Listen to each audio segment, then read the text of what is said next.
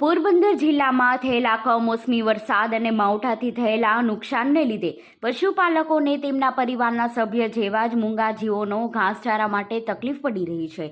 તે ઉપરાંત પશુઓની અંદર આવેલા લંપી અને ખરવા રોગની તકલીફ વિશે ચર્ચા કરીને પશુપાલકોને આર્થિક રાહત પેકેજ મળે અને પાક ધિરાણમાં માફી મળે તેમજ પશુઓમાં આવેલા ખરવા અને લંપીનું રસીકરણ કરવામાં આવે એવી રજૂઆત પશુપાલકો દ્વારા કરવામાં આવી હતી।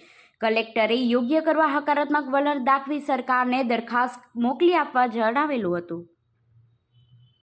જય માતાજી, જય દ્વારકાધીશ। આજે આપણે કલેક્ટર સાહેબને આવેદનપત્ર આપ્યું છે માલધારી પશુપાલક સમાજ વતી અને કલેક્ટર સાહેબે બહુ સરસ જવાબ આપ્યો છે।